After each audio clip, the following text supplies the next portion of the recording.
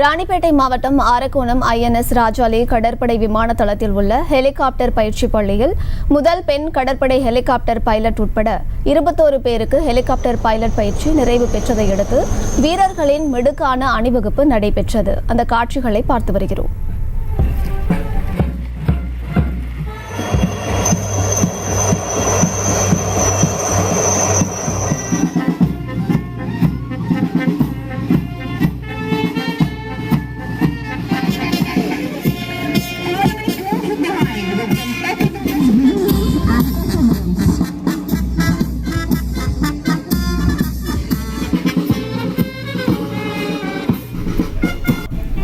இது தொடர்பான மேலும் விவரங்களை கொடுப்பதற்காக செய்தியாளர் நரேந்திரன் இணைப்பில் இருக்கிறார். பேசலாம். நரேந்திரன், முழு விவரங்கள். வணக்கம் அம்ருத். அரக்கோணம் INS ராஜாலி கடற்படை விமான தளத்தில் உள்ள ஹெலிகாப்டர் பயிற்சி பள்ளியில் முதல் பெண் கடற்படை ஹெலிகாப்டர் பைலட் உட்பட 21 பேருக்கு ஹெலிகாப்டர் பைலட் பயிற்சி நிறைவு விழா நடைபெற்றது. ராணிப்பேட்டை மாவட்டம் அரக்கோணத்தில் இயங்கி வரும் இந்திய கடற்படை விமான தளத்தில் ஹெலிகாப்டர் பைலட் பயிற்சி பள்ளியில் 102வது ஹெலிகாப்டர் பயிற்சி பள்ளி நிறைவு விழா நடைபெற்றது.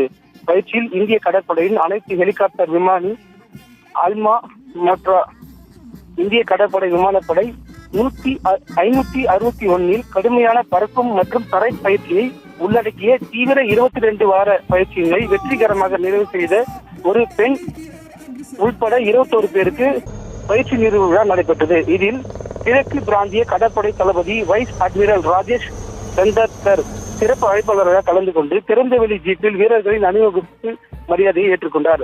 அதனைத் தொடர்ந்து இப்பயிற்சியில் சிறந்து விளங்கிய அதிகாரிகளுக்கு நிறைவு பரிசு வழங்கப்பட்டது.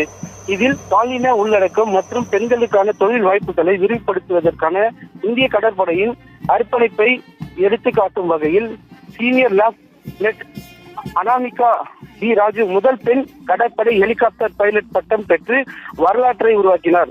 லடாக் யூனியன் பிரதேசத்தில் இருந்து முதல் ஆணையிட்ட கடற்படை அதிகாரியான லெப்டினன்ட் எம் சௌ ஒரு தகுதி வாய்ந்த ஹெலிகாப்டர் பைலட்டாகவும் வெற்றிகரமாக பட்டம் பெற்றார். விவரங்களை வழங்கியமைக்கு நன்றி நரேந்திரன். செய்திகளை உடனுக்குடனும் துல்லியமாகவும் தெரிந்து கொள்ள சப்ஸ்கிரைப் பண்ணுங்க.